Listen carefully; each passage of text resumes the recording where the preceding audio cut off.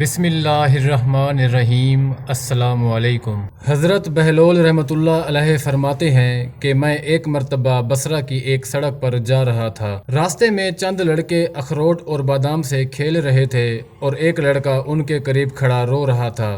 مجھے یہ خیال ہوا کہ اس لڑکے کے پاس بادام اور اخروٹ نہیں ہیں، ان کی وجہ سے رو رہا ہے۔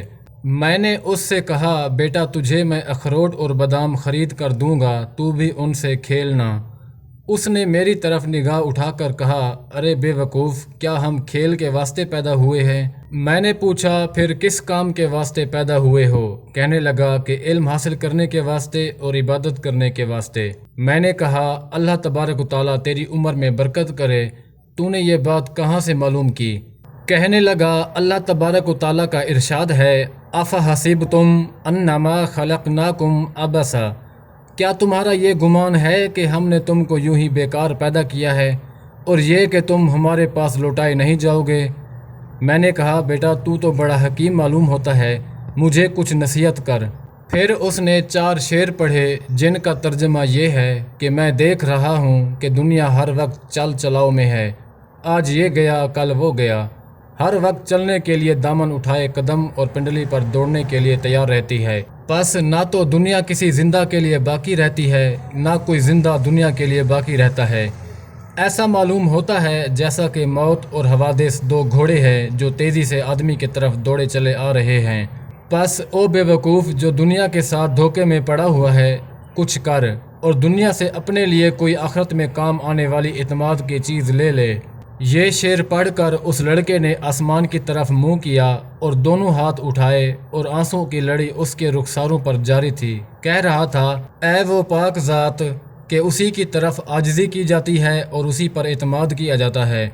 اے وہ پاک ذات کہ جب اس سے کوئی شخص امید باندھ لے تو وہ نامراد نہیں ہو سکتا، اس کی امید ضرور پوری ہوتی ہے۔ یہ شعر پڑھ کر وہ بے ہوش ہو کر گر گیا۔ میں نے جلدی سے اس کا سر اٹھا کر اپنی گود میں رکھ لیا اور اپنی آستین سے اس کے منہ پر جو مٹی وغیرہ لگ گئی تھی پوچھنے لگا۔ جب اس کو ہوش آیا تو میں نے کہا، بیٹا ابھی سے تمہیں اتنا خوف کیوں ہو گیا؟ ابھی تو تم بہت بچے ہو، ابھی تمہارے نامہ اعمال میں کوئی گناہ بھی نہ لکھا جائے گا۔ کہنے لگا، بہلول ہٹ جاؤ، میں نے اپنی والدہ کو ہمیشہ دیکھا کہ جب وہ آگ جلانا شروع کرتی ہیں تو پہلے چھوٹی چھوٹی چپٹیاں ہی چولہے میں رکھتی ہیں، اس کے بعد بڑی لکڑیاں رکھتی ہیں۔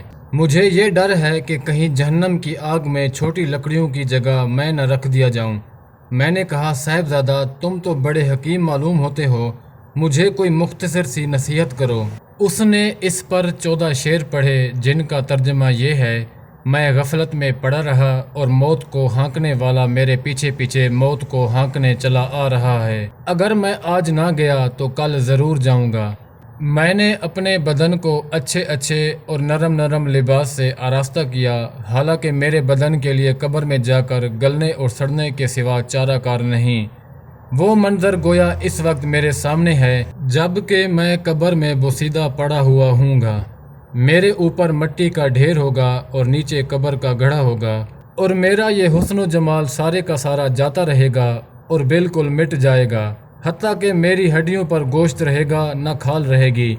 میں دیکھ رہا ہوں کہ عمر تو ختم ہوتی جا رہی ہے اور آرزوئیں ہیں کہ پوری ہی نہیں ہو رہی، اور بڑا طویل سفر سامنے ہے اور توشہ ذرا سا بھی ساتھ نہیں، اور میں نے کھلم کھلا گناہوں کے ساتھ اپنے نگہبان اور محافظ کا مقابلہ کیا اور بڑی بری حرکتیں کی ہیں جو اب واپس بھی نہیں ہو سکتی، اور میں نے اپنے گناہوں کو لوگوں سے چھپانے کے لیے پردے ڈالے کہ میرا عیب کسی پر ظاہر نہ ہو، لیکن میرے جتنے مخفی گناہ ہیں وہ کل کو اس مالک کے سامنے ظاہر ہوں گے، اسی کی پیشی میں پیش ہوں گے۔ اس میں شک نہیں کہ مجھے اس کا خوف ضرور تھا، لیکن میں اس کے غایت علم پر بھروسہ کرتا رہا، جس کی وجہ سے جرأت ہوتی رہی، اور اس پر اعتماد کرتا رہا کہ وہ بڑا غفور ہے، اس کے سوا کون معافی دے سکتا ہے۔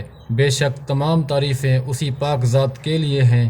اگر موت کے اور مرنے کے بعد گلنے اور سڑنے کے سوا کوئی دوسری آفت نہ بھی ہوتی، اور میرے رب کی طرف سے جنت کا وعدہ اور دوزخ کی دھمکی نہ بھی ہوتی، تب بھی مرنے اور سڑنے ہی میں اس بات پر کافی تنبیہ موجود تھی کہ لہو و لعاب سے احتراز کیا جاتا، لیکن کیا کریں کہ ہماری عقل ذیل ہو گئی۔ کسی بات سے عبرت حاصل نہیں ہوتی، بس اب اس کے سوا کوئی چارہ نہیں کہ کاش گناہوں کا بخشنے والا میری مغفرت کر دے۔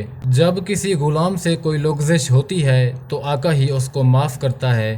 بے شک میں بدترین بندہ ہوں جس نے اپنے مولا کے عہد میں خیانت کی، اور نالائق غلام ایسے ہی ہوتے ہیں کہ ان کا کوئی قول قرار معتبر نہیں ہوتا۔ میرے آقا جب تیری آگ میرے بدن کو جلائے گی تو میرا کیا حال بنے گا، جب کہ سخت سے سخت پتھر بھی اس آگ کو برداشت نہیں کر سکتے۔ میں موت کے وقت بھی تنہا رہ جاؤں گا، قبر میں بھی اکیلا ہی جاؤں گا، قبر سے بھی اکیلا ہی اٹھوں گا، کسی جگہ بھی کوئی میرا معین و مددگار نہ ہوگا۔ پس اے وہ پاک ذات جو خود اکیلی ہے، وحدہ لا شریک ہے، ایسے شخص پر رحم کر جو بالکل تنہا رہ گیا۔ بہلول رحمۃ اللہ علیہ کہتے ہیں کہ اس کے یہ اشعار سن کر مجھ پر ایسا اثر ہوا کہ میں غش کھا کر گر گیا۔